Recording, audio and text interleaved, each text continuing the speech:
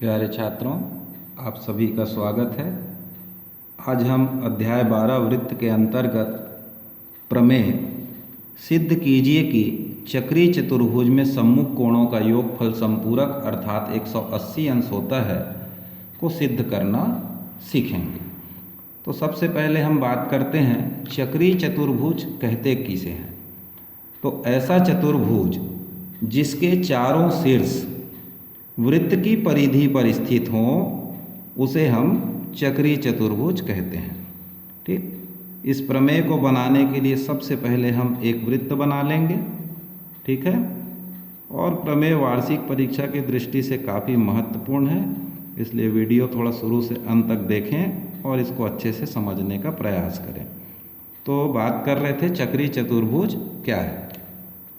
तो ऐसा चतुर्भुज जिसके चारों शीर्ष वृत्त की परिधि पर हों उसे हम चक्रीय चतुर्भुज कहते हैं। तो प्रमेय हल करने का स्टेप हम भली भांति जानते हैं। सबसे पहले हम क्या लिखते हैं, दिया है।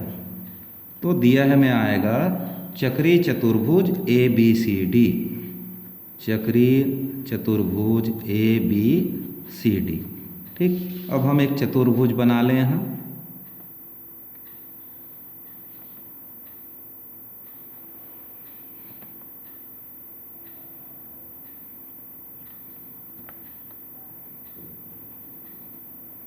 ठीक है, ए बी सी और ये हुआ डी। देखेंगे इस चतुर्भुज के चारों शीर्ष वृत्त की परिधि पर है, ऐसे चतुर्भुज को ही हम चक्रीय चतुर्भुज कहते हैं। अब हमें सिद्ध क्या करना है, तो यहाँ लिखेंगे हमें सिद्ध करना है कि सम्मुख कोणों का योगफल। तो ए का सम्मुख कोण क्या कहलाएगा, सी, और बी का सम्मुख कोण क्या होगा, डी। तो कोण ए धन कोण सी बराबर 180 अंश तथा कोण बी धन कोण डी बराबर 180 अंश हमको प्रूव करना है। इसमें रचना है केंद्र ओ से ए को मिलाइए और केंद्र ओ से ही सी को मिलाइए। तो यहाँ पर एक कोण बनता है, इस कोण का नाम मान लीजिए हमने क्या रखा, एक, और दूसरी ओर जो कोण बना हुआ है इसका नंबर रख देते हैं 2। ठीक है, तो ओ ए और ओ सी को मिलाया। ठीक, अब इसकी उत्पत्ति को देखें। उत्पत्ति में लिखिए हम जानते हैं कि चाप का अंश माप अर्थात चाप द्वारा केंद्र पर बनाया गया कोण, इस प्रमेय की उत्पत्ति इसके पूर्व के वीडियो में मैं आपको बता चुका हूँ, बराबर होता है 2 गुणित एकांतर खंड पर बना कोण या शेष परिधि पर बने कोण का दुगना। इस प्रमेय का हम यहाँ पर उपयोग करते हैं। चाप का अंश माप मतलब देखेंगे हमारे पास एक चाप ए बी सी है, इस चाप के द्वारा केंद्र पर बना कोण हमारा होगा ए ओ सी। क्लियर है, कोण ए ओ सी। तो इसी चाप ए बी सी पर या इस चाप ए सी द्वारा एकांतर खंड पर बना कोण कौन सा है, डी है। तो इस प्रमेय के कथन के अनुसार इस डी का दुगना कोण AOC के बराबर होगा या AOC जो है डी के दुगने के बराबर होगा। ठीक है, अब उसके अपोजिट साइड जाइए CDA चाप की ओर।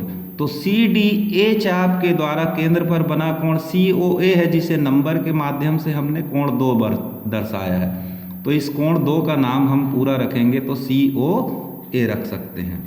तो COA हुआ। इस CDA चाप द्वारा केंद्र पर बना कोण O है, तो परिधि पर बना कोण कौन सा होगा, B। तो ये B का दुगना होगा। ठीक है, बात आपको समझ में आया। एक बार और दोहराते हैं। ठीक है,